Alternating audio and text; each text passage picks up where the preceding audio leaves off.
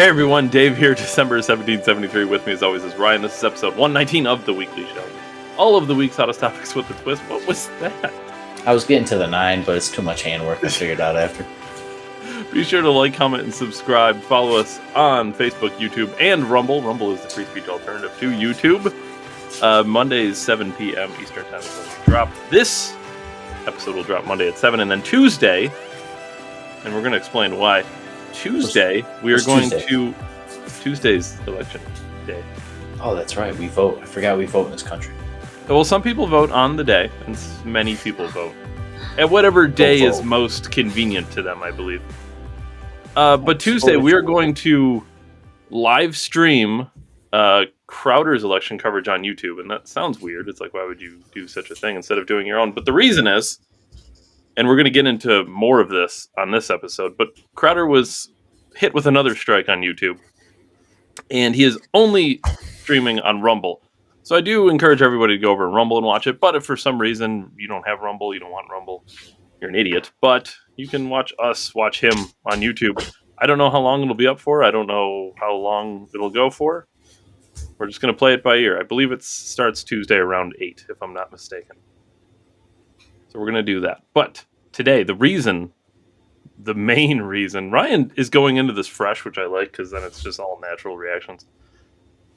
There was a massive I do it for you guys, believe it. Department of Homeland Security, there was a leak, and basically this leak... David, was it a water main leak that happened on Election Day? No, that's a different kind of leak. This is a leak of information.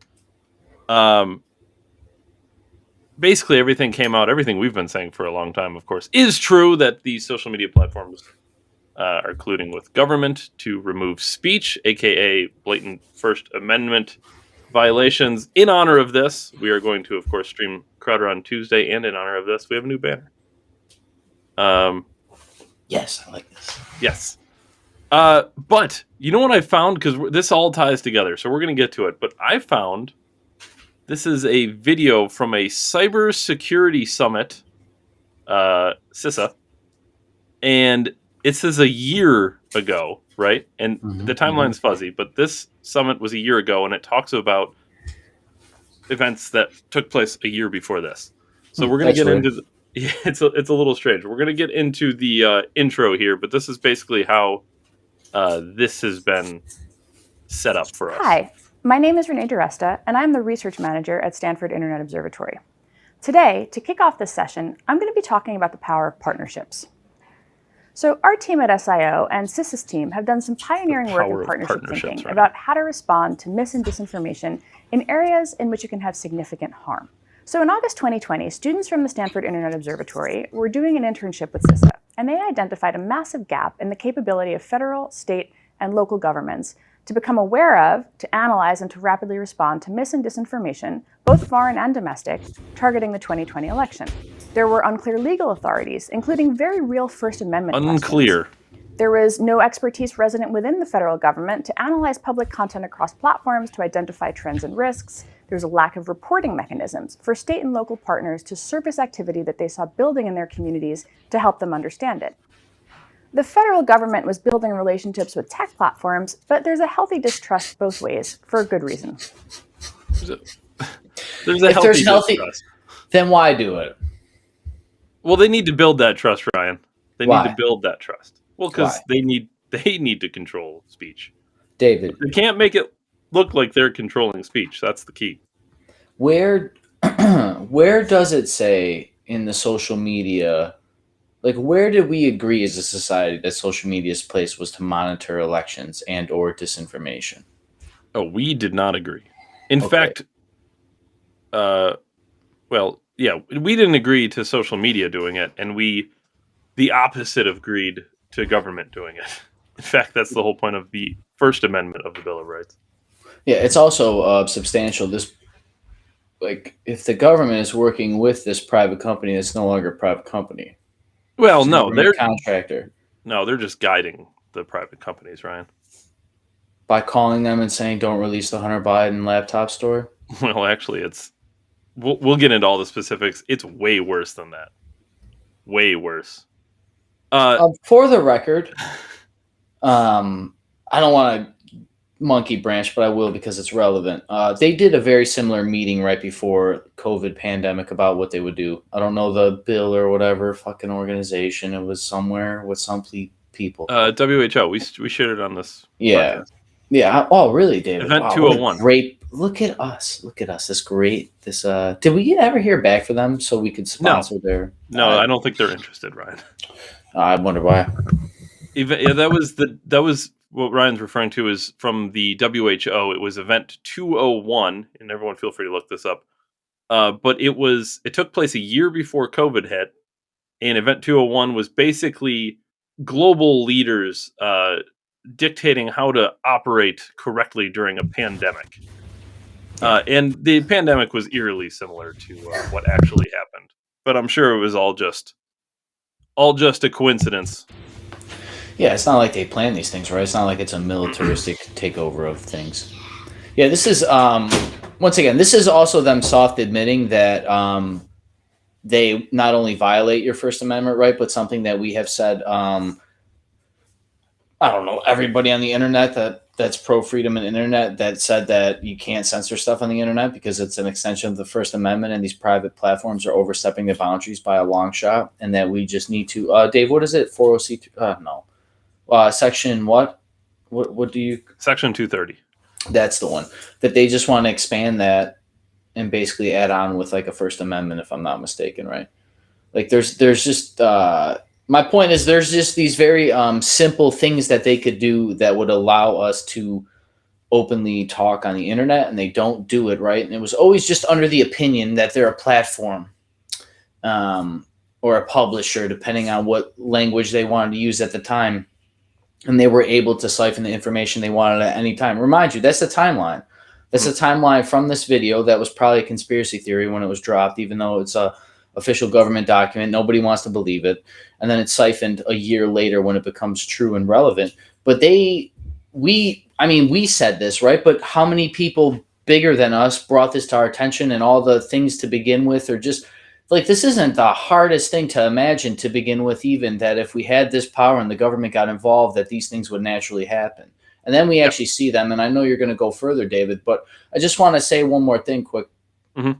The timeline's relevant because a year ago, if this video dropped, like you said, at that time, they were telling us that the platform publisher debate, they had Zuckerberg in the offices of whatever Senate Judiciary Committees they had, whatever committee, and he was asked, and they talked about fact checking and everything else. And in between there, we've had the censoring of people for certain information. Trump was already censored, but Tate was for whatever reason, right? He was one. Kanye was censored.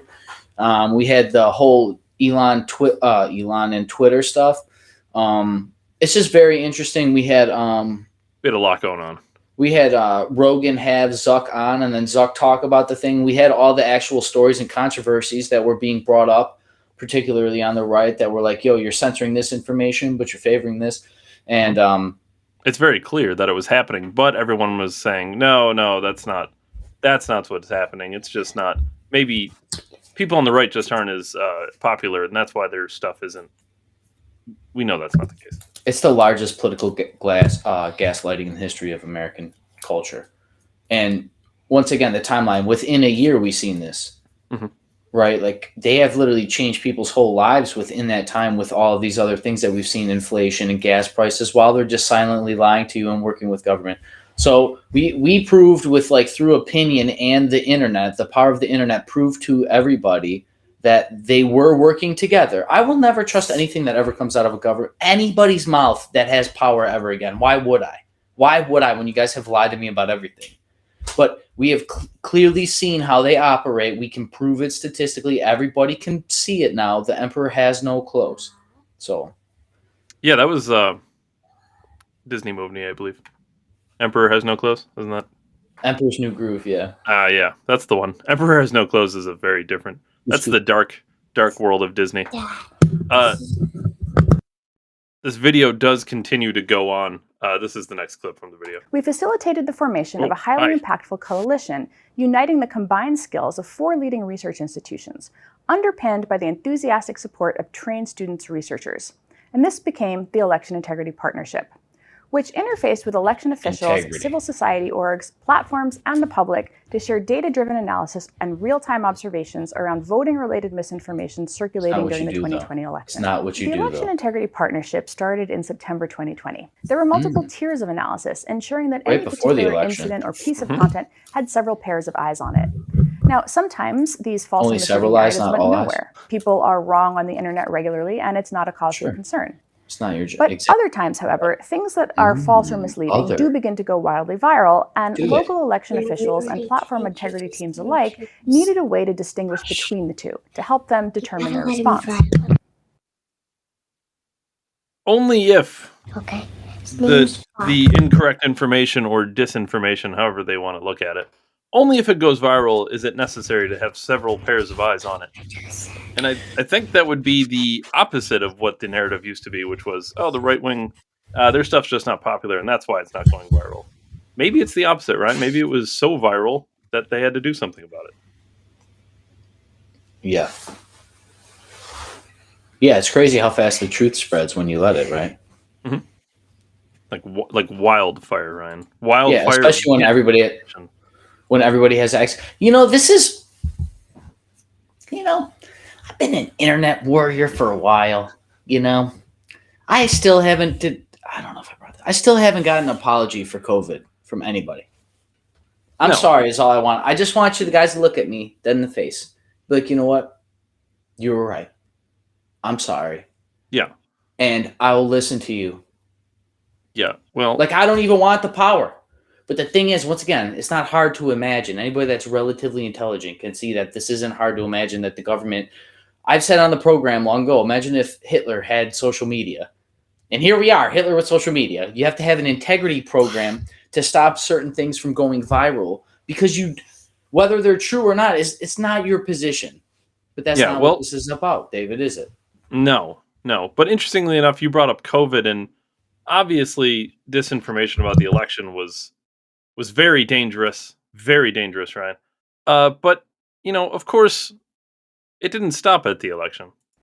And although EIP did not make specific enforcement recommendations, because those are the platforms to determine in accordance with its policies, 35% of the URLs flagged were actioned under remove, reduce, or inform policies, again helping contextualize for the public the content that they were seeing.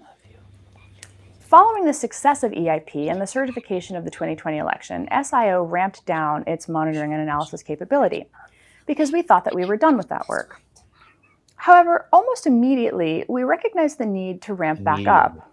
This time to support government health officials' efforts to combat misinformation targeting the COVID-19 Look at the order there.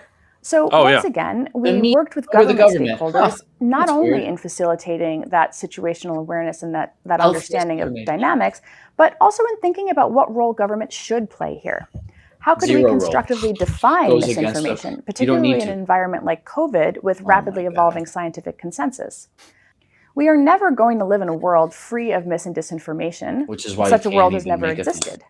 And the government is not going to snap its fingers and regulate the problem away, because misinformation is ultimately speech. And so while there are plenty of conversations now happening about regulation, most have not yet arrived at a solution space that protects civil liberties while reducing harms. You don't protect civil liberties if they're not being infringed. I don't have to protect the freedom of speech if you're not trying to take it from me, right, David? No, but if they're the ones taking it away, and then they're going to say they're the ones protecting it, that seems unlikely. They literally admitted everything I say is a lie until they say so. Yes. Speech free. They're like, I don't forget her terminology, but speech is disinformation or something, she said. Well, and also, speaking of speech, this is our fact checker YouTube. This is our new spokesperson. He is our independent. He is Melody actually brought him on payroll. Thanks, baby. You're super awesome for your contribution. And I also. But this is our. I made him. Okay, this is our third-party fact checker. YouTube, Rumble, Facebook, and everything that I say and Dave says and Melody says is ran by this guy first, so we can verify that this podcast. Get me your finger. Is third-party verified. Okay, well, what's this person's And he's name? also part Bob of the Bunny. He's also part Bob of the the Bunny. podcast, and he's always going to be in it, right, Dad? Yeah, I'll get him a little chair or something. Okay, Bob the Bunny is our new third party fact checker. He can't be any better or worse than who Facebook uses. I'll make him a No, it's literally the same. This is, what's perfect is my daughter made that. I just made a pun out of it because she wanted to make a spokesperson for the show. But it's like, what's different than that? What Facebook does, except that Facebook is given billions of dollars in government resources and to work with them to combat whatever misinformation the government does. They have the media under the government. The government and the media are not in the same wing of anything. They should not be the same of anything. In fact, they should be adversaries. Literally. I didn't see free press there anyways either. It was just media. It wasn't internet. Yeah, correct. I don't have to protect civil liberties if you're not trying to infringe on them. And I have the right to free speech, which goes to the internet. It doesn't matter. Like YouTube, you get billions of dollars from me. You work for me. Actually, YouTube, you work for me. To be honest, like when I get paid from you, it's called a tax refund. It's not earned income. I shouldn't even have to pay tax on it. This is something a lot of social media companies have forgotten. That you're here to serve the customer, right? Like the users of social media are the customers of these businesses. And this is why I never believed ad revenue, doesn't it, David? And that's why a lot of these contracts that are signed already make people get censored and podcast pulled. And yeah. But you don't get ad revenue without having users. So this is why I never believed in the first place that the social media companies were the ones doing the censoring, because that's just kicking your own customers out of the store, right? It wouldn't make any sense. Yeah, and they doubled down on top of it. They knew that it was bad for business. Did you sent me the thing the other day that, what was it, Jimmy Kimmel? Lost half of his audience bashing Trump? He said he thinks he probably lost half his audience or something along those lines. That was his guesstimate. Which I'm not gonna. It's funny. He's blaming Trump. He's blaming what he was doing while he was making money bashing Trump. Yeah, they'll eat their own eventually, right? Well, that's the idea, though, David. Right? That as they're doing the thing that didn't make them popular, right? The thing that made him popular was he dogged both people, probably, right? Or like back then, the idea of talk show hosts at least were to make fun of people in power, make them relatable to the average person, and now it's just become another shill show. I wouldn't be surprised if they got this.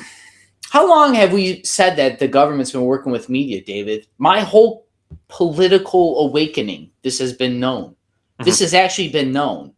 This is just about the elections. Right. We knew they've been working with the old school media the whole time. I mean, that's been pretty obvious. So for them to also be working with social media isn't a surprise by any means. There's just one more clip to go through. There was now keep in mind this is about a 15-minute long video. We took some clips from it. You can go find it online if you want a link. We'll put a link in the description. If it's still there, David. We'll see. And this is just I think this is just a good general outro because it leads us into what we're really going to talk about, which is the DHS leak. Creation of a center of excellence within the federal government, for example, could tie in a federal lead with platforms, academics, and nonprofits to stay ahead of these emerging narratives and trends. Or, as narratives emerge, the Center of Excellence could deploy experts to relevant federal agencies to help prepare pre-bunking and messaging, to identify trusted voices in communities, and to build coalitions to respond. It could also create and promote ongoing resilience products and techniques geared towards the American public, because education is really key to us not being perpetually reactive. We can establish non-government capability to support research and analysis. Institutionalized capabilities like EIP or VP are needed on an ongoing basis outside of government. And this will also help identify emerging issues for possible pre-bunking and community or civil society coordination to deliver those messages to audiences that really trust what they have to say. So in closing, we need multi-stakeholder partnerships that facilitate effective communication to enable situational awareness for government, tech platforms, and community leaders, while respecting civil liberties and prioritizing free expression. Sounds good, except, the part where they don't do any of that. I don't know why nobody's ever civil said liberties this before. thing. I don't know why anybody's ever never said this before. I don't have to protect civil liberties if you're not infringing on them. Like, why has the liberty movement never put this together? Did you hear that? They said non-government, whatever. That's communism, okay? Right? Okay? And then they said working with, forget how they worded that, but it was people they trust. That's Joe Rogan. That's the Young Turks. That's Crowder. That's Ben Shapiro. Ben Shapiro came out this week and backtracked on his vax mandate. I don't know if you've seen that. I'll get to that later. But it's just it's interesting. It's interesting they're open the soft communism takeover of America. And this is a year ago, David, right? 2020 or 2019 rather. This video is from 2021, but it's overviewing a program they laid out in September of 2020, right before the elections. So this is a 2-year-old conference, the fourth of its kind. Yes, they're not all about disinformation, of course, but this one happened to be. It's crazy. We're just hearing about it now. To be honest, this is like when they held 50 Bilderberg groups before we heard about the first one. It's kind of odd. Yeah, a little weird. But keep in mind when, and like I said, we've been talking about this for a long time. But I still remember, and I have the clip here. We're going to play it again. But this is kind of where it started to blow up a little bit. This is when Mark Zuckerberg was on Joe Rogan and he was talking about the Hunter Biden laptop story. I think it's a good refresher. We're going to watch the clip again here. How do you guys handle things when they're a big news item that's controversial? Like there was a lot of attention on Twitter during the election because of the Hunter Biden laptop story. The New York Post. Had that too.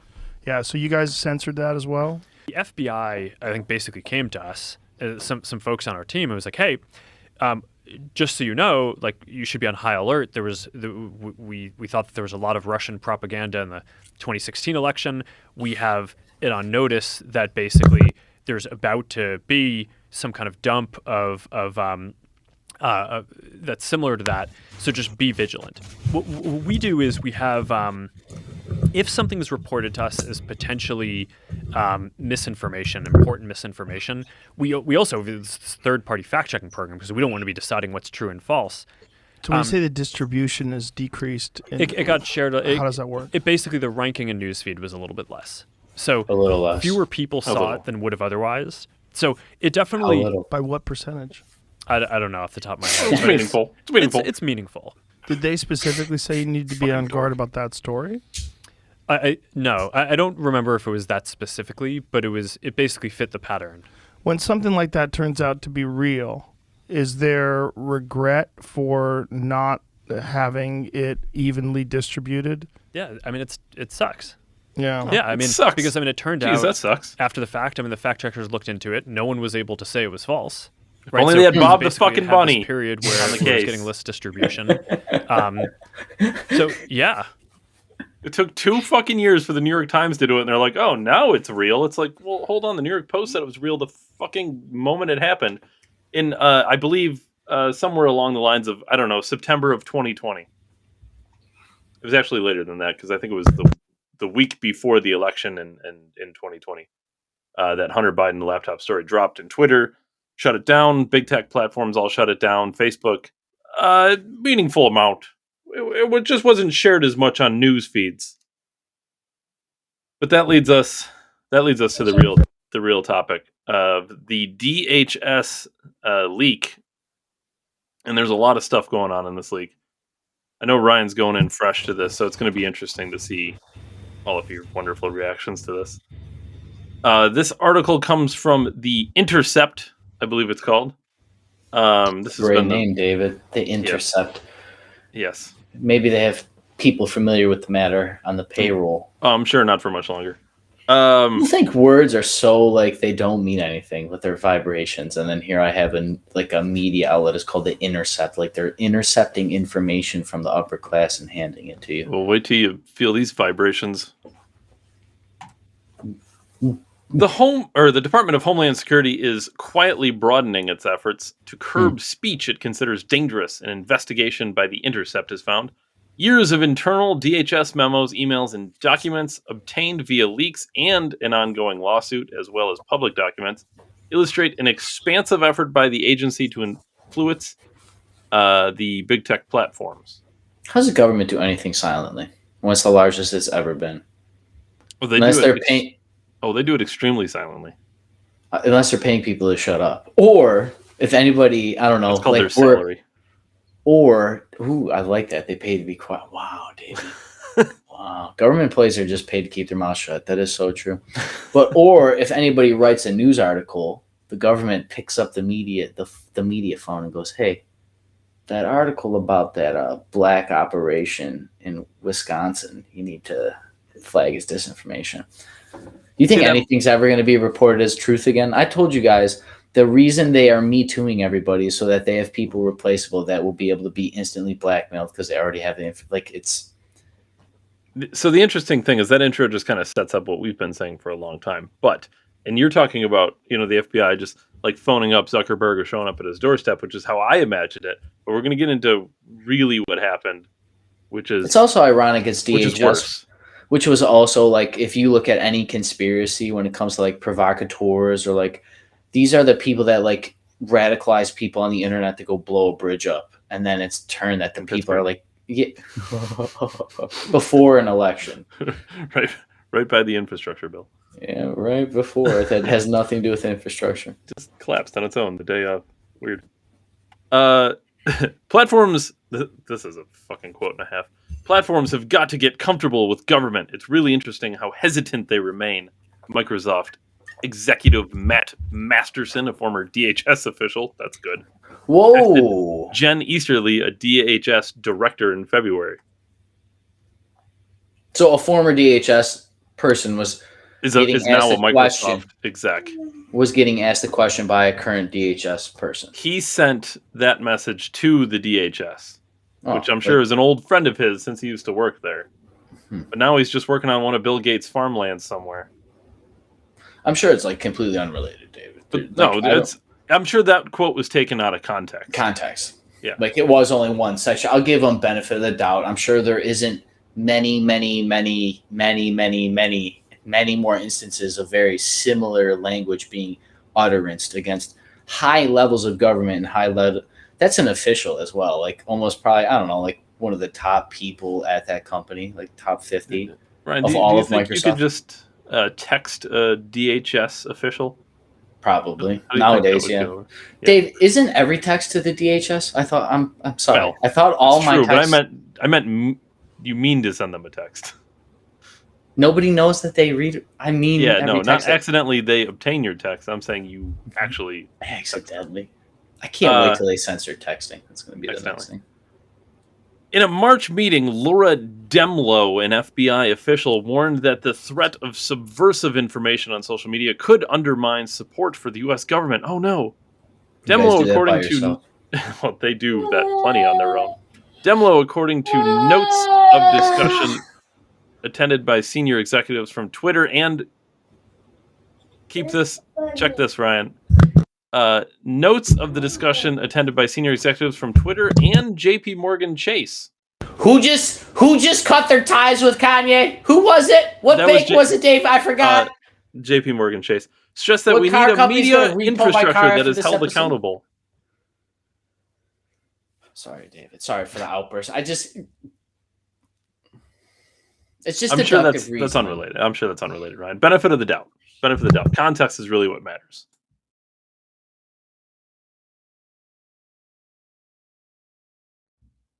I thought that was interesting as well, that JP Morgan Chase just happened to be involved in this, because it's really weird that we just talked about Kanye West getting the letter from them. I'm sure it's all unrelated, though. I wonder, it's weird they didn't mention PayPal in there yet, have they, David? No, but I'm sure they're in there. It's fascinating, because we were talking about, Kanye West, obviously, and Tate and the Tate thing when he was talking about how his Uber was cut off and everything. All of this shit is connected. All of it. Not just Twitter, which is bad enough, but it's everything. It's banks, it's DoorDash, it's fucking everything. It's crazy how intertwined everything is. You mean like the Matrix, David? Well, as Tate would call it, the Matrix, yes, or as you would also call it. There is also a formalized process. This is where, now keep in mind, when we were talking about how you said, like, hey, we called up, because that's how I imagine it too. Like the FBI, like, hey, Zuckerberg, hey, yeah, there's Hunter Biden shit going down. Just make sure you don't distribute that as much. Make sure it's a meaningful amount.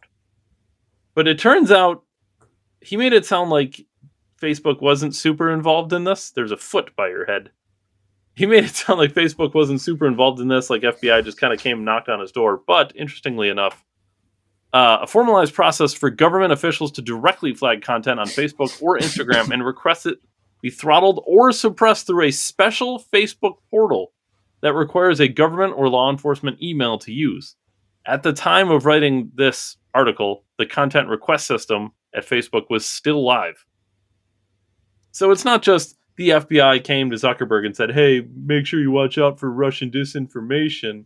There is a fucking portal that they can go to and say, suppress this, shut that down, better not share this as much, make sure it's a meaningful amount. He was way more complicit in this than he made it seem on Joe Rogan's podcast.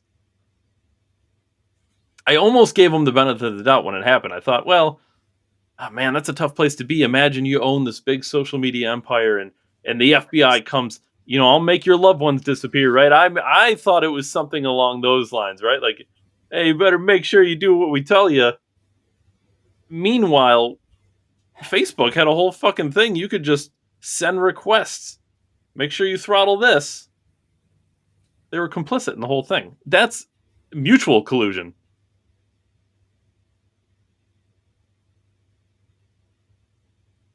It's pretty bad. That's a lot worse than I thought it was. It's not like pretty bad. It's like super dangerous. Correct. I mean, and it's also there's no more question about it. It's clearly a violation of First Amendment rights, right? This is the government can go to the portal and say this specific thing we need suppressed. They're weaponizing my right of freedom of speech and claiming that it can sway elections. While also swaying elections themselves, yes. Because remember, the Hunter Biden laptop story, of course. Well, that's why we're swayed an election. But that's why we're here. Basically, is it's centered around elections. That was their scapegoat, just like the pandemic is a scapegoat for them to blame their crappy economy that Democrats run lately. But like, it's not like by coincidence that these people operate like this, that they have a portal. I wonder if they're making VR just for us, or is that going to be a government thing that they can have so that they can VR into my house? I'm sure that's the goal. It's all on the sidewalk, though, Amazon sidewalk. DHS's mission to fight disinformation stemming from concerns around Russia influence in the 2016 presidential election began taking shape during the 2020 election and over efforts to shape discussions around vaccine policy during the coronavirus pandemic. Documents collected by The Intercept from a variety of sources, including current officials and publicly available reports, reveal the evolution of more active measures by the DHS. But it came out the vaccines were a lie. But DHS built document. You're telling me the DHS didn't know that Pfizer was lying about their vaccines when they can read all of we pay people to read all of our Facebook content, but you didn't read all of Pfizer's internal documents on whether or not the thing actually did what they said they were going to do? How dumb do they think I am? Very. The thing that's I think very interesting. Sounds like about the Nancy Pelosi hammer attack all over again. The thing about this is, listen to what they say again here. It said it began taking shape during the 2020 elections and over efforts to shape the vaccine policy. Now, what did we just watch in the clip at the beginning of this episode? It corresponds and it confirms this leak has very much a lot of truth to it. So if anybody's watching this and thinking, I don't know, this is just a leak, it could be made up, blah, blah, blah. We just watched the Cybersecurity Summit say the same thing that's happening now 2 years later. It's not a coincidence. This is all real. It's all starting to come together. David, you used the wrong terminology. Coincidence. This is no accident.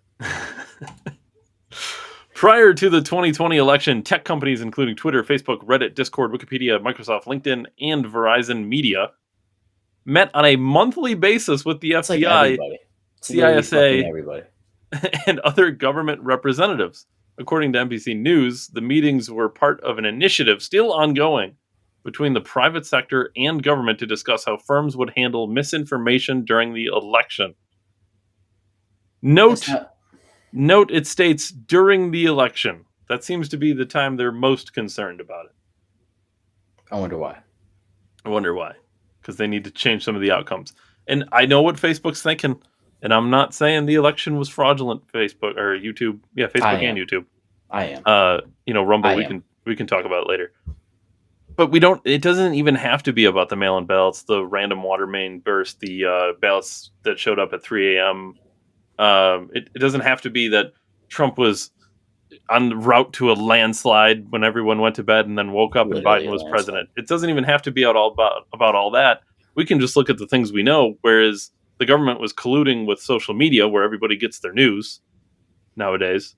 But if you still get it from the old traditional media, don't worry, government's colluding with them also. And they're changing the elections. So it doesn't have to be all the other stuff that we may or may not think has happened. It's bad enough. That we already know they changed the elections just by hiding information that, well, we couldn't confirm it. Really? The FBI had the laptop. They couldn't confirm it? Seriously? It was in their possession.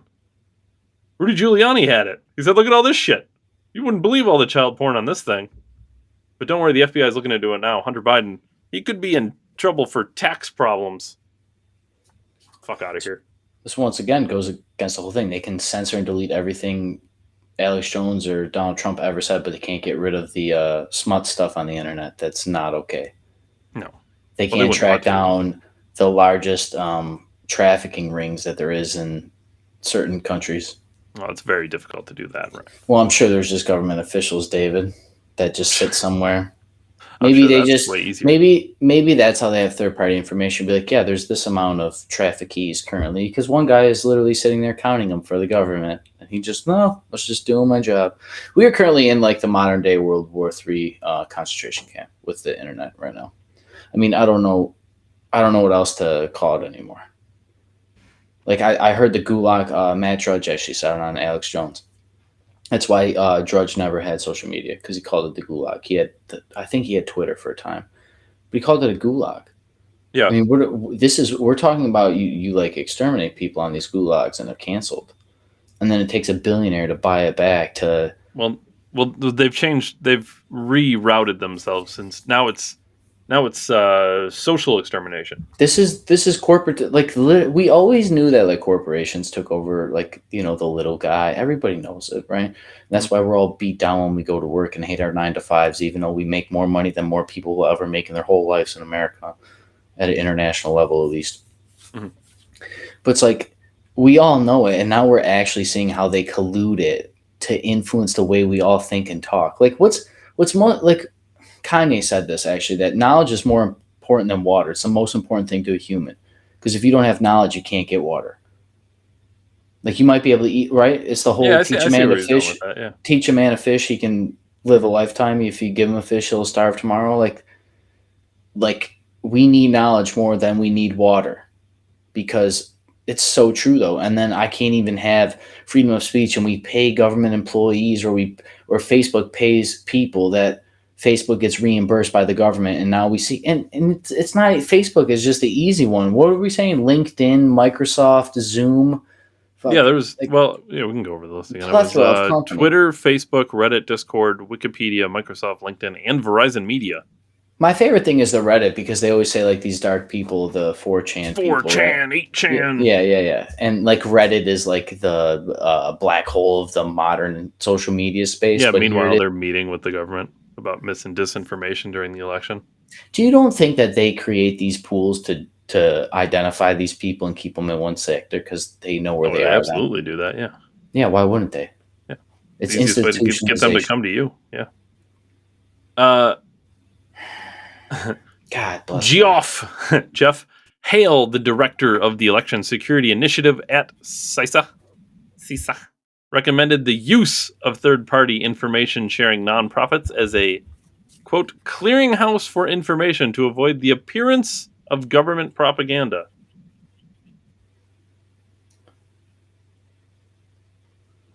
You wouldn't want it to seem like the government was silencing speech. He's correct. That's exactly what it is. You wouldn't have to appear as if you are silencing speech on the internet if you weren't silencing speech on the internet. Well, maybe, but it's funny they actually use the word government propaganda. Like it's not all propaganda from the government. Isn't that what we're supposed to think?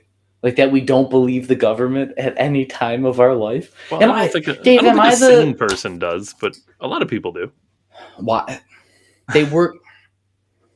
No wonder my Facebook videos went from 500 to 100 views, David, when I was just driving around like an idiot in my car and people made fun of me 10 years ago. People literally made fun of me, but I nowadays can influence foreign elections. I influenced the 2016 election in Depew.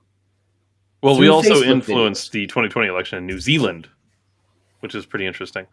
It's fascinating you bring that up, though, because this is the last thing I want to share from this article. And I thought this was really interesting because we've had people tell us this, like, well, you guys just aren't getting traction because, it's a newer group and whatever. And they're not watching every fucking dude's video on YouTube, right? Like especially us, right, David? Right. They're going to go after like your Crowder. Sure, he's got 5 million stuff, but you guys, there's no way.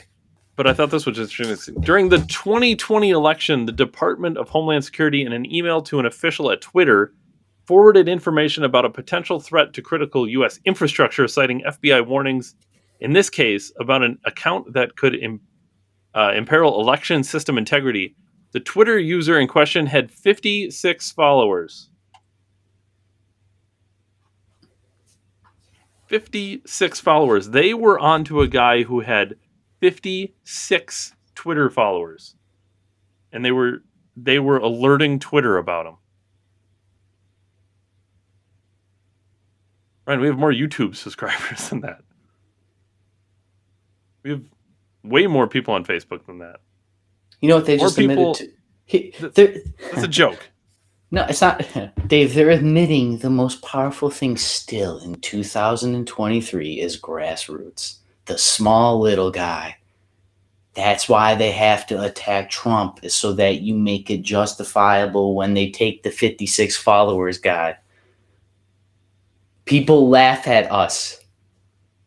That's why it's so important you guys tune in, and we really do appreciate it, because we're literally, apparently to the government, changing the world. Thank you. I didn't need the ego boost, but it makes me feel so great that you're out there censoring people with 56 followers. And I wonder why I get 120 followers in 2 months when it took me 2 years to get 100, with Dave and I working every week at our craft and getting better at it.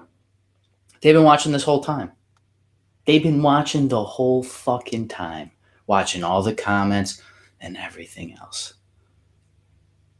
It's not even conspiracy anymore, huh, David? We have the actual... I have the documents. They're right here. Put me on document cam. And that guy, they laughed at that guy. They laughed at that guy. And this is all he did. This is all he did. This is what a lot of the... And the thing is... You know what, David, God bless America. Thank you, dude. This is like so motivating when people like I said, I get made fun of. Not like I stand up for us. Like I don't let people bulldoze me, but they're like, oh, you stupid YouTube. Yeah. I get more view time than the local news. How's that make you feel? Yeah, I did want to, since you brought that up, that was one thing I want to bring up. Carrie Lake was on Stephen Crowder on Rumble, of course, because he's not allowed on YouTube, because partially Carrie Lake. And she said something about, she used to be in local media in Arizona, I believe.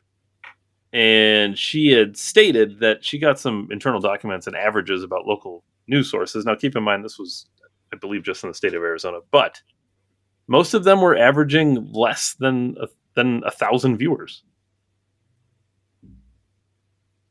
1,000 for local news. I mean, 1,000 people? That's it? Less than. Not even all of 1,000. So when I was driving around getting 500 views on a car video, I was getting half the viewership that local media had at that time. I mean, that means when we get 200, right? 200 views on a YouTube video, man. So it totally changes the context and the perspective, right? Like, we don't have 5 million people, so obviously, the government's not looking after us, and it's not that big. I mean, well, hold on, they're looking after people with 56 Twitter followers, and hold on, the local news gets less than 1,000 people. Like we're basically the local news at this point. I mean, it's just it's crazy to me. People I don't think understand really, but like when you look at people like Ben Shapiro and Steven Crowder, and even I think especially Joe Rogan and people like Tim Pool and all these people, Alex Jones and whoever fucking you want to put in your list, these people all get so much more viewership and traction and average view time and all of it than like your major media people. I mean, way more, way more. Like, it's not even close. I mean, every single fucking video you look at for like Shapiro or Crowder or whatever, they're like millions of views. Dude, you know what's crazy too is like they gave us all this stuff. They invented the microphones and the cameras, and they made it super cheap. And I work hard, so I know people that give me extra laptop. Like all this, I don't like have anything they don't have. Like they just have better equipment. But I have like a low res version, right? And they gave us all of the tools to destroy them, and now they're trying to just close the portal. They're trying to close the information. It was always said that, like, especially with Obamacare, if I'm not mistaken, that was just a way for the government to pick the winners and losers. Or I'm sorry, when they bailed them out during the Great Recession, that it was just a way for the government to pick winners and losers. And I don't know what more we could say then about this, the way that they're constricting information. They're allowing people to go viral with, basically, if you agree with certain people, you can go viral and make a living as an influencer or a social media person. Like, this has always been known in Hollywood and other circles, right? That you had to, do what you had to do to get to the top. But we're literally seeing the government spying on people, leveraging information, and basically using their sway with the media to destroy people based on saying stuff. Your freedom of speech directly goes against government agendas, and they don't like it. And they're working everything they can behind the scenes to hide that they're possibly doing propaganda. Yeah, and I like your point about the microphones and the laptops and all that, because I think we've talked about it on this show. Just imagine, it's just us two doing the show. I mean, really, and I don't know. Just imagine if we had a staff of whole staff of people doing research and screening and writing and producing and editing and filming, and like all the amount of staff members that go into one show on CNN is absurd. And they do it all for less than 1 million viewers. Well, this is why, like, obviously Crowder, right? This is so important with Crowder because he is at their level, right? He has the funds to employ 6 writers and 2 production he's people. Beyond their level. Yeah, exactly. And once again, they're trying. They don't want, because here's the thing: we don't have enough people in our space on the internet like this style to replace them yet. So they're trying everything they can do because right now the Mount Rushmore is Rogan, Shapiro, Tim Pool, Steven Crowder. I'll throw Elon on there too because he's on Twitter. But like that's what we're talking about, in my opinion. You have others like some comedians and stuff, but like that's who we're really talking is pushing a lot of like this into the unknown and carrying the torch for all of us to fall behind. But they don't want like a good second string. They don't want a good a AA basketball team. You know what I mean? They don't want people on the waves that are better than MSNBC and they have full-time jobs like Dave and I. They don't want that. Because they know at one point we could be like, oh, there's so much money in this now. I can quit my full-time job. And then I'll definitely put CNN out of business. You don't think I'm sure if DHS is where I wouldn't be surprised if like Time Warner, you know what I mean? Or like some of these other media organizations have hijacked people's stories before they even release them because they have all their data. Like I wouldn't be surprised if we're seeing journalists go to pen and paper so that it can't be copied by a printer or a machine and put into the matrix before it can be released. We might have to see that. Like, we're in really uncharted territories in human history here. Mm-hmm. Yeah, it's cool. It's still cool though. More questions. Yeah, and it just makes it ever more, when people share videos or do your own videos, do your own podcast about politics and break it down like Dave and I do. I don't care. The more the merrier, because they are trying to take us all down, and we're not all going to make it. We're not all going to do 200 episodes. We're not all going to do 2,000 episodes, whether it's health, wealth, whatever it is. And they're trying to make that harder and smaller with everything else. You got a job, you got family, it's crazy. They know exactly what they're doing. I used to say that like as a ploy for early viewership, that like I'm not just making this up. Like I'm not just because once again, Dave and I have been in this a little bit. We're still young though. Like I understand when I have conversations with older people, they might know more, but it's like, dude, the things I'm talking about, I've seen come true. Like it's not like I know it happens for the older crowd of people as well, but the level of things I've said in detail. Like, it's not the same, man. Like you caught up to me. Like, I'm not, Dave and I just show up and do 200 episodes. We've been doing this for thousands of hours. They don't want us to get to the top. Yeah, and actually, they just motivate me to kill it even more. Yeah. And we've had thousands of hours of viewership on our channel. So, you kind of get out what you put in. But yeah, that's the DHS leak. Basically, what's the easiest way to break this down? We were right, and duh. I won't get my apology, but we'll be waiting for it, David. I'm sure. I'll never trust. I brought this up with the masks. Brought this up with the vaccine with the guy I work with. I'll never. And he's like-minded, But I told him, I was like, Ricky, how do they expect me to ever believe them ever again on anything? And then you're working behind everything behind the scenes to censor free and open discussion on things. I would be less likely to believe in conspiracies if you didn't stifle them. Something going viral doesn't make me think it's believable. It actually makes me think it's less believable because it's going viral. Like, it's so easy to fake things. It's like the number one thing about conspiracies is like, oh, this could be fake. I don't think Bigfoot's real, but I think it's super possible you could fake it. You know what I mean? Like, I'm not an idiot, but it's not real. Like, they stoke the very flames of discord, and then when they put them out, they say, see all the things we did, but they had to silence everybody to get them flames of discourse. So it's interesting.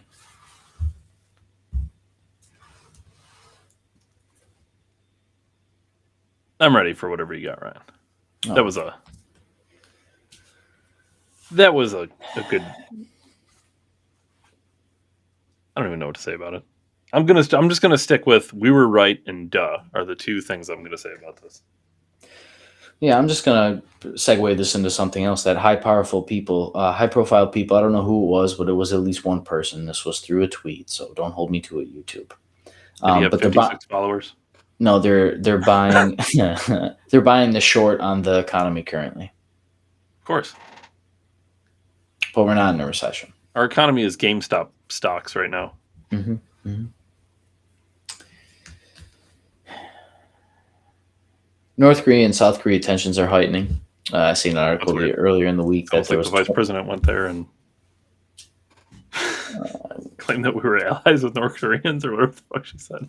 There was 23 missiles fired in one day, and South Korea is saying that, we'll go after you. And,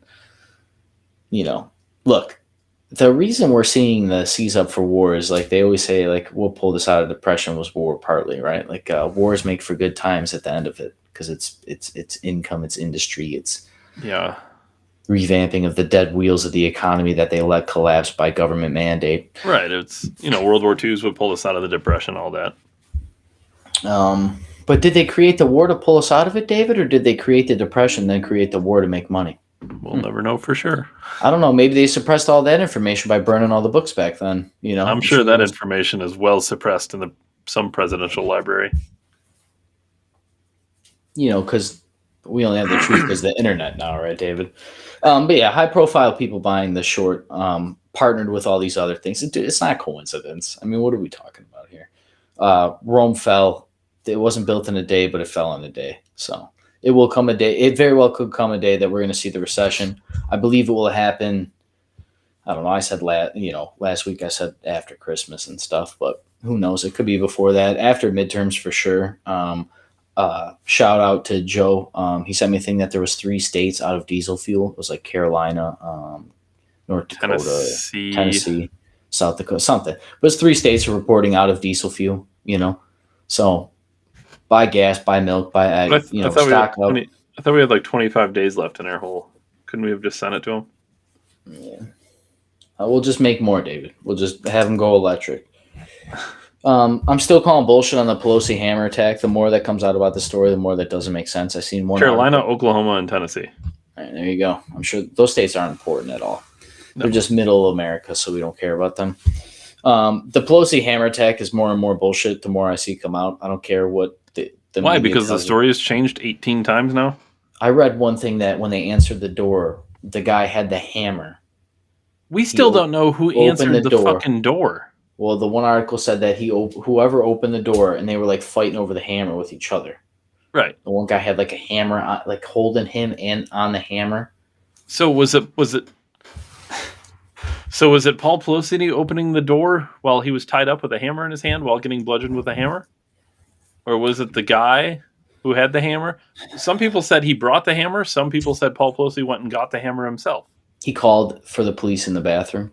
Some people said Paul Pelosi, he had to go to a bathroom break. Because I'm sure in a hostage situation, they're going to let you go to the bathroom. Yeah, and some people said Paul Pelosi answered the door. Some people said it was some other guy.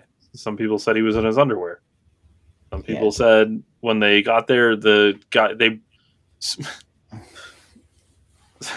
police arrived, right? The guy opened the door and then turned and continued to bludgeon Paul Pelosi, and then they broke it up?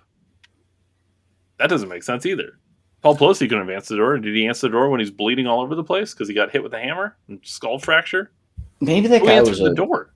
Maybe that guy was a cross-dresser and Pelosi was tore up too much at the bar the night before, and when he woke up and brought him home, he's like, "Oh my god, I gotta stop drinking." Yeah.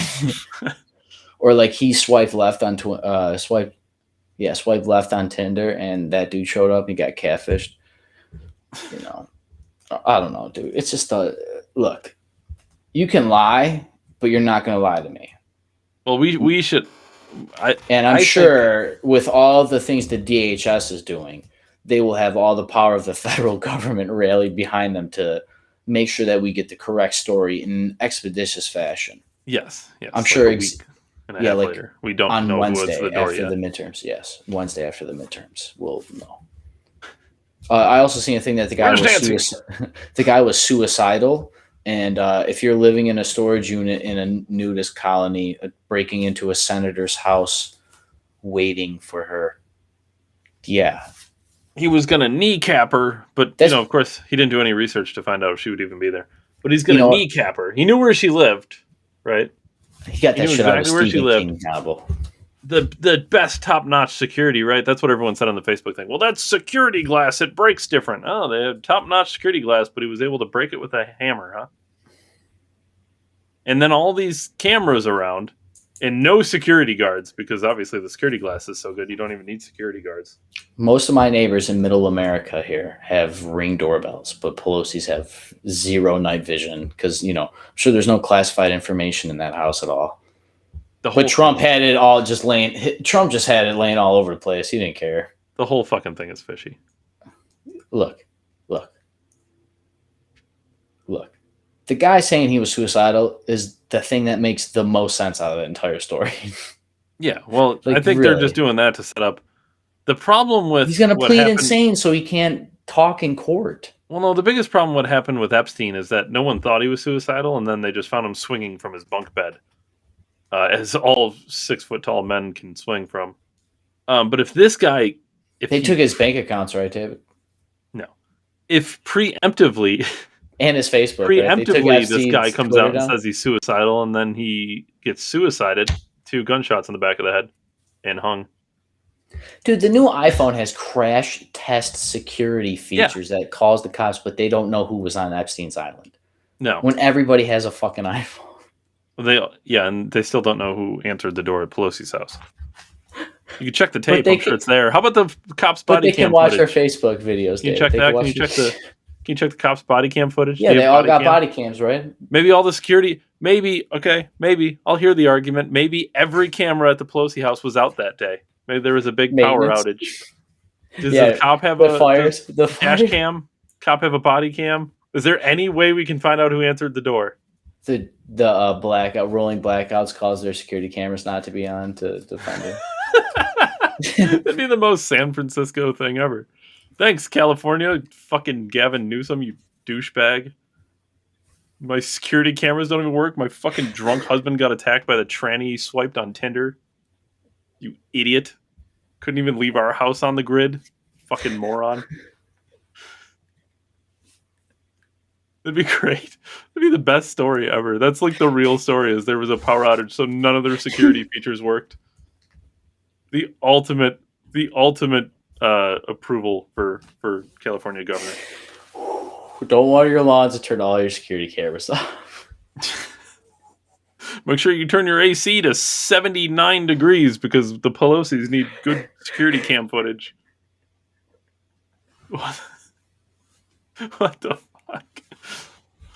Dude, imagine ants opening the door. There's people fighting over a hammer. Like, just punch them. Make sure you're charging your Teslas at certain hours of the day so the Pelosi's can have all their cameras running at once. That dude let him walk him over to the door to open it. Like the cops weren't going to be like, "Hi, how you doing? You want to come in for coffee?" Yeah, why don't you go have a bathroom break real quick? Oh, someone's at the door. Can I get it? Yeah, why don't you go answer the door real quick? I'll continue bludgeoning you in a second. This sounds like a rom-com.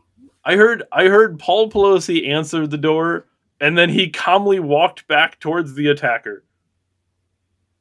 Yes, the man who was just hitting me with a hammer, I'm just going to walk back over to him. But we don't know if that's true either, because, I don't know, apparently somehow it's so difficult to get basic fucking questions answered. No, David, but they have plenty of time to make sure yours and mine. Do you see this little bubble that is flying around? I have a visitor. It's probably an orb. Yeah, or a piece of dust. Dust isn't real, David. We need a fact check on if it's dust or an orb. YouTube. Well, you can ask Bob the Bunny. So I seen an article. It was from The Atlantic. I wasn't able to read it because naturally I have to pay for things. So I'm not paying to be lied to. So yeah, we can do that for free. Yeah, right. Like, So The Atlantic headline was, "Let's declare a pandemic amnesty." And what they basically were admitting that anything said during the pandemic, we need to forgive about everybody saying, you're killing grandmas and, know. Imagine if we just had an amnesty of all the Nazis and didn't hold the Nuremberg trials, David. No, that'd be absurd. For the record, these people, YouTube, I want you to fact check this. I'm calling you out specifically. I want you to fact check the Nuremberg Code. And then I want you to fact check Pfizer and what they released to the public because they violated the Nuremberg Code when they forced people to get a vaccine that they knew didn't work. Because one of the tenets of the Nuremberg Code is you cannot force people to take medications that there's alternative treatments for. And the alternative treatment for COVID is a fucking immune system. Thank you, Jesus. Or at the very least, even if they, this is the best case if you're giving them benefit of the doubt, right? Even if they don't know that it doesn't work, at the very least, there's no possible way they tested it correctly because it was released in such a quick fashion. And then we see 49-year-old hot chefs that have pristine diets dying of heart attacks. Did you see the shit that's grown inside of their arteries? Have you seen this? What are you talking about? So when they're performing like autopsies and stuff, they're finding all these clots in their arteries. They're not really blood clots, but they're calling them blood clots. Well, is this a new type of blood clot, David? Well, kind of. Humans have had blood clots for 1 million years. No, these are the new ones. Nothing like it of its kind. Well, it isn't the environment. You tell me social constructs is what creates gender, but I'm not supposed to believe your vaccine you're giving them blood clots that are one of a kind, unique. Maybe we can go to that court that's in private, David, and ask Pfizer and sue them for I'm going to find this. objecting everybody. We need to hold mass military tribunals and hold Pfizer and all these other medical executives and any senators that went along, and Andrew Cuomo types that went along with the agenda of all of these things that Big Pharma pushed on us. And we need the stipulations for violating the Nuremberg trial are death. I'm not calling for death, but that's what our forefathers gave us. So they lied to us. And I will talk about this the rest of my life. I will argue with family, friends, neighbors, strangers. I'll never listen to them ever again. This isn't a joke. Look at this. These containers full of shit. They look like worms or something. Like, it's hard to explain, but these are being found inside of people's major arteries. These people who are all dropping dead at like 25 years old. They're just cutting them open and finding all this. I'm sure it's fine, David. So when they go to embalm them, they obviously have to drain like all the blood and shit out of their system. And then they like flush them with something to preserve them or whatever. But in order to do that, the arteries have to be... He's a psychopath. The arteries have to be clear and clean so they can run the shit through, right? It's kind of like doing an oil change. But human change? But if the arteries aren't full, they can't run it through. So what they have to do is cut them and then pull all the shit out. But this is what they're finding in people's arteries. And it's, I'm sure it wouldn't, kill you, Ryan, to have, all your blood not circulating through your body. Dude, they could come to me and be like, dude, you need to get the shot. And I'm going to say no to everything. Why would I? Why would I ever believe you ever again? Because they have the real. And you know info. What? The school goes along with it. The government goes along with it. Yeah, I'm here to tell you right now, if they at any point force I'm not calling it a vaccine, mRNA injection for COVID, if they at any point force that in school, Nolan's out. He will be homeschooled or private schooled or something. I don't know. Dude, not happening. My mom brought this up to me about something about my daughter was out because she got sick, right? And she's like, you better get her doctor's. I was like, Mom, I know how it goes. But regardless, you cannot deny my kid education. No doctors, no mask, it doesn't fucking matter. Lawfully, you cannot deny a child education. So I'm sending her to school. I don't care if I have a doctor's note. Doesn't matter. I'm gonna get a doctor's note. I'm not gonna be an asshole and make everybody's job hard. I get the system, but if you're gonna make a big deal about it, I'll just get a lawyer. And you know it. You just don't. You people have so much authority, and no one questions you. That you're just so blatant that you're just used to people complying with you. I'm not gonna fucking comply with anything anymore. Why would I?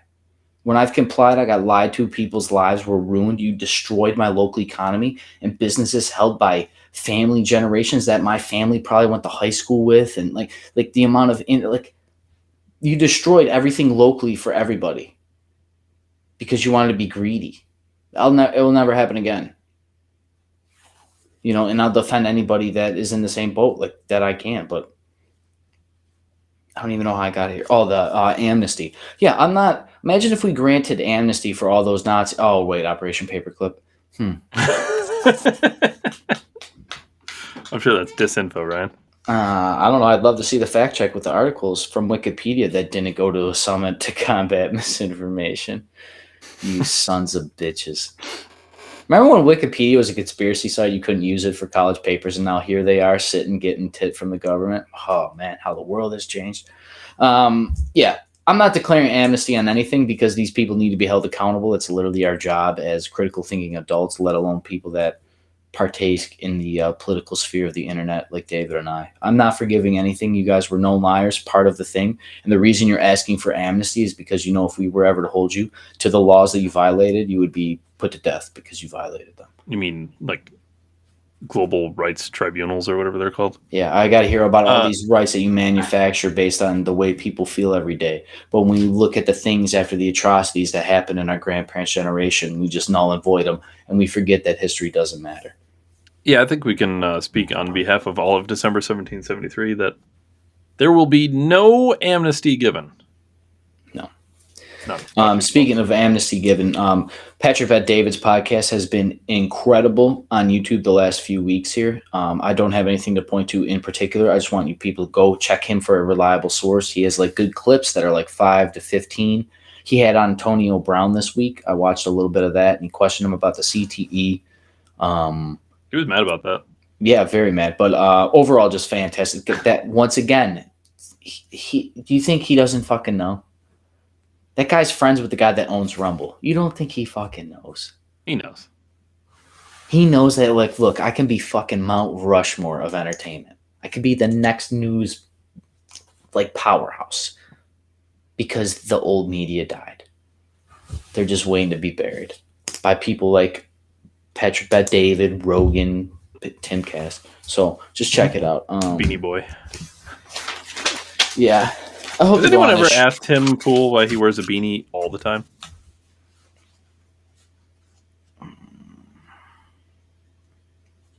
A couple things here. Seen an article I sent to my dad. We weren't able to read it because, once again, I have to pay for news nowadays. But it said that doctors should give out more pain pills. No, we did that already. We tried that. What's crazy is the people that need pain pills aren't getting them. So that was with government intervention. Yeah, the people who like legitimately need them, like have to turn to the black market to get them now. Yeah, or heroin, because all the people on the street got rid of their pills, or they sold them, or this person owes it. Like, dude, I have family. You know, I know YouTube knows about it because they follow me, but I have family like involved. I'm not throwing anybody under the bus here, but you know, they're in a pretty hectic system to just get by when it comes to some things, man. And it's a tragedy because I know that some people do it. And, you know, this could be a lot of this homeless problem that we see. I have lower fucking backaches. I'm 31 years old. Imagine having a broken back and you can't get pills for it, but you're supposed to go to work. You're supposed to fucking put your bootstraps on. But then you go to the doctor and they make you jump through hoops and yada, yada. We want people to be functioning members of society. We get them hooked on the very pills that help them, and then you take them away from them because you feel like it. Because the doctor's a drug dealer now, because some bad apple slipped through. But all the leaky holes in the bucket for COVID money's fine. Yeah, that's good. I'm not saying what the pharmaceutical companies did was good, and I'm not saying, you know. But no, they knew going in that this was going to cause. They were definitely overprescribed, but now they're underprescribing them for the people that need them. Yeah, what was part of the lawsuit? They were paying doctors to prescribe them. Wasn't that part of the... But yeah, then again, you don't have to do that because you can just advertise during CNN. Do you have any symptoms at all? Use Trizumarol or whatever the fuck the commercials will say. Yeah, it's incredible to see. You know, this is why we do the show. Appreciate everybody tuning in. But, you know, as always, David, it's just we gotta get it out there. We gotta hold these people accountable, and we also gotta keep relaying these relevant topics. These things aren't going away. You know, like we don't get on here in our broken records, but there's a reason certain things sift to the top some weeks. You know. I know everybody's news is different because we have a personalized algorithm that's not called propaganda. But I got two other things here before Decembertainment. I seen an article. Once again, wasn't able to read it. But it talked about how we need to stop comparing. No, actually, I could read this one. It was a Vogue article. And what caught my eye was Kim Kardashian on the front of it because she's attractive, right? Like, I like beautiful women, just like everybody else. Torn on Kim Kardashian. Look, she's hot. You know, she might be a 5 to you or a 10 to some guy, but she's... No, I'm not saying that. I just have the least amount of respect I've ever had for her since the whole Pete Davidson thing. I know, David, but facing the pillow, there's no respect needed for that. The thing is they were talking about, like, we got to stop comparing body shapes and stuff, right? And they were saying basically how, like, clothing is the same shit all the girls say. And it's fine. It's fine. Look, it's fine. It's fine. Make fat clothing companies, and if there's more fat people, you should sell more clothes. Great. But I'll tell you something. You're not going to shame men into liking fat women. Now, men will sleep with fat women. I've done it. I'm not ashamed. Like, I don't care. Men will do it. Will we marry her? Probably not. So do girls want to get laid or married? Like, do we want relate? Like, like, you're not going to shame men's biology. And it is biology. I know we've gotten rid of it, but like, women wearing red is the most attractive color they can wear because of biology. It's been known, woman in the red dress. Because we're, blue dress if you're Clinton. The thing is like, this actually pigtails another thing I'm going to talk about, but like, we all understood, our parents and our grandparents understood when they looked at famous people, there was no fucking way they were ever going to look and live like them. They knew that was like an elite class of people. 1% is too big of a number. The people we see all the people we see and we consume is like, it's got to be like a fifth of 1%. You know what I mean? They're not even 1% of the population, but we're all trying to chase that. Like, for the record, I think we should try to chase that, though. I agree, but like, my point is like,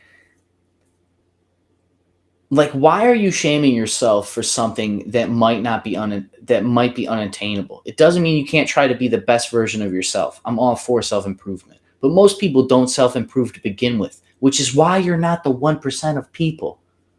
So you're not chasing what the 1% of people do, but then you're saying, I know body is something because you're genetics, but everybody has an ideal weight. Everybody can watch what they eat. Everybody can doesn't run. Start with a 3 for anybody.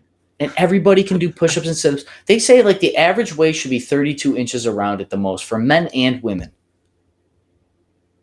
I have a 32-inch waist, and I can be overweight if I get a dad bod. I can have tits and a gut and be overweight and still have a 32-inch waist.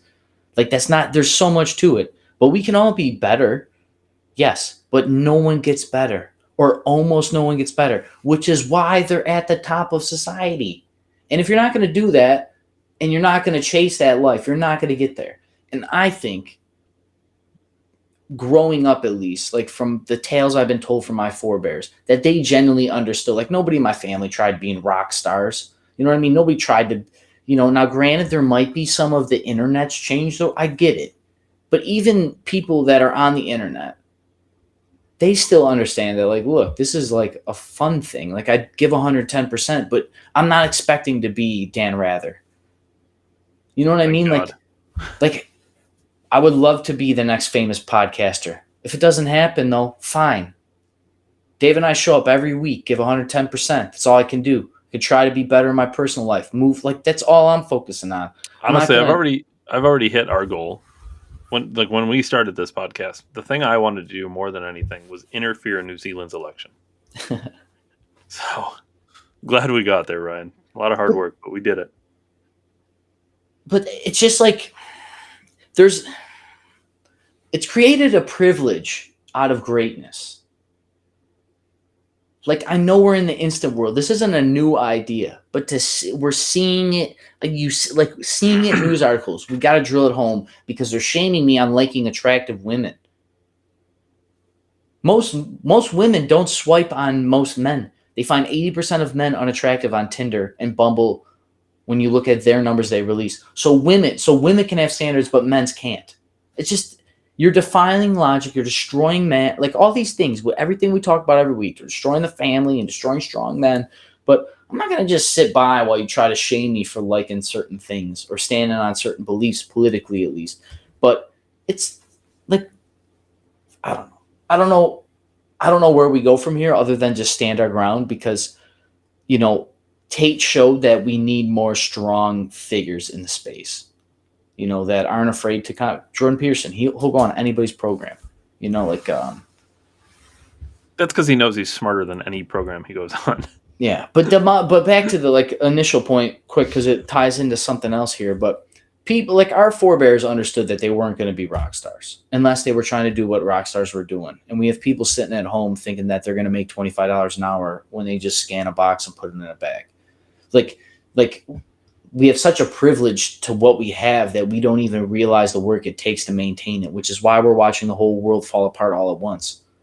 It's because things like Peterson's talked about this. When you watch over time, like, things don't slowly fall apart. They fall apart all at once at all levels from top to bottom, because everything is connected to everything, which is why when they do all these fucking things in government, it fucking ruins the world. God damn it. Literally ruins the world. Look at the Afghan pullout for prime example. You don't think it ruins the world? That's one of the things they're watching for disinformation on. You know, I don't enjoy watching innocent people fall to their death because they're trying to scrape onto a fucking airplane to go where there's running water and clean. Yeah, if only. But I'm not going to be guilted to open my door to that guy either. Like I'm not allowing that. Yeah. If only somebody had left the military there so they could pull the civilians out safely. You know, and this just goes to something else. There was a rapper that was shot this week. His name is, what was it? Was it Takeoff? Was his name? He's from the Migos group. I don't think that's actually his name, but yes, I think he goes by Takeoff from the Migos. He's the one who's not Offset or the other guy. I'm not a big Migos fan. You know, Cardi B is. I don't know. They're all right. They say words after their other words. I'm not gonna get into that, but it's just like he was shot and killed instantly, right? And there was somebody recording it and putting it on the fucking internet. World Star. That's what's crazy is that's people's first thought. And you know what my first thought is, David, when I see that? If we as men got the call to go half a world away to save and run up a fucking beach in France to save the entire world from calamity, could we answer the call? We've literally cultivated a whole society of standby people. Now, granted, I haven't ran into a burning building either, but you know what? I think I would. I've saved people's lives before. I've saved them from damage. I've saved my family from some tragedies. I'm not perfect. I'm not claiming to be a soldier here, but I have the grit to be a soldier if I had to be. Because if that's what the time's called of me, I will do what I will have to do to see tomorrow. But I don't know how many of my countrymen believe that. I know the people I know and I meet and I love are like that. But if you were to look and think of a typical 15-year-old or a typical 17-year-old, an 18-year-old, a draft age person, if we answered the call, if we were invaded, could we defend our homeland? When we have people's first thing is to be a standby to a murder and to put it on the internet for everybody to see. Imagine being that loved one going on your screen and seeing your son shot like that. A famous, saved his mama, saved his family. Like this, he did great, whether or not you agree with the music. This guy's changed his family tree. Killed over a dice game, too, on top of it, which I'm not going to get into that. But there's plenty of content creators, especially African-American ones, that are talking about the tragedies going on in black communities over shit like this. Because like 5 rappers have been killed this year over dumb shit. Because we have no priorities. We have weak men. We're sick. So I don't know. Like, I just think it says a lot that we have generated the standby generation. You know, and like instead of like actually having like morality and reality, it's better to have the likes in cyberspace. It's better to have the story time. It's better to have the view time. It's better to have the watch time. It's not empathetic, right? Like I'm not the most empathetic person either.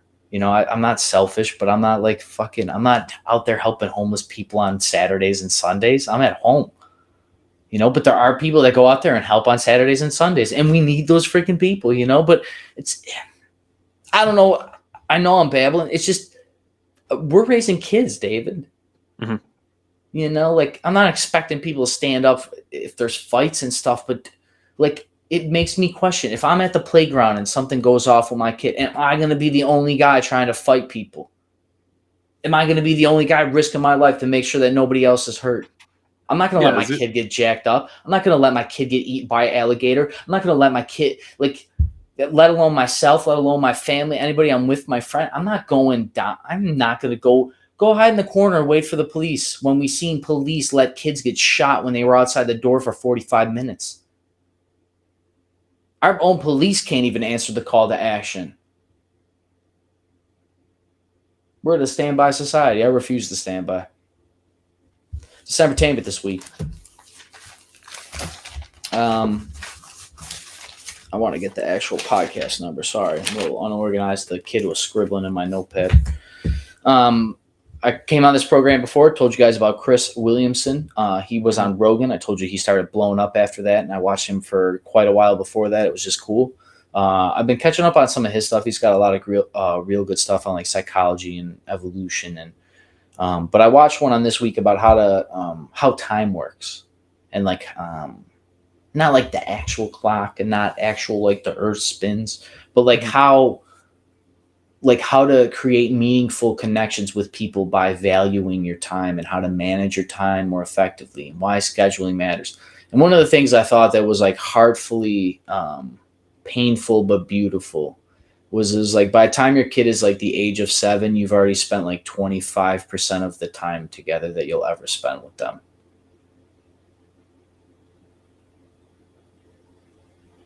That's a pretty wild thought. Right, because they go to school, right? The most you see them is when they're young, right? And they're not at school. Right. Then they grow up. When our kids are 13, they're not going to hang out with our dad. They're going to be out with their friends. I'm going to have to be driving her to the mall and picking her up in 2 hours. Mm-hmm. I'm going to see her like 2 hours a night instead of 4 hours. Like, right? So like if you were to actually sit down, this woman in this podcast 547, her name was Dr. Cassie Holmes. And she's a doctor. She wrote a book. I don't know the name of the book, but the podcast did me good enough. And not that I've implemented this strategy, but it did make me realize, whatever, especially when I spent time with a kid, like how to get meaningful time is just recognizing that you're spending time with somebody that you love. And like when you do that, when you're doing an activity to yourself, be like, I love doing this activity with my son or my daughter or my dad, or like, I love when we do this, do it in your head, and then go home and write down that today we did this for 25 minutes and I felt awesome about it. And do that. The girl actually said she gets real dorky with it, right? About every day, right? Every interaction. Now, obviously that takes time. Start once a week, start once a day. They always tell you, right? Those small steps. But I still think there's a lot of power to it. I used it this weekend. My dad came over for the Bills game, and him and we get animated together, but it's always I love you at the end of it, right? And then when he left, I just got real solemn because I was sad he was leaving. But then I was grateful for the time we got together because I know he can't spend all day here and I can't spend all day there. And you guys can't spend all day with me, Dave, Ryan, December 1773. Thank you guys for tuning in. If you made it to the end, I appreciate that the most.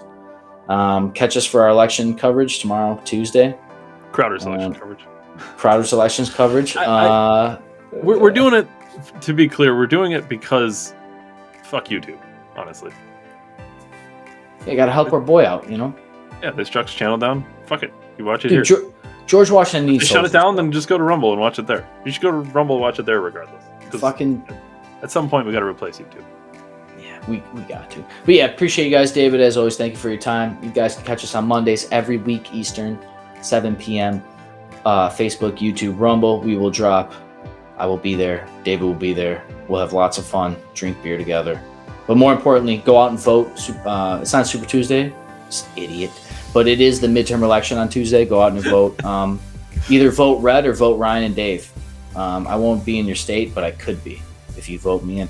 Anyways, I'll catch you guys later. Thanks, Dave. See you, Ryan. Thanks, everybody. Poor Bills.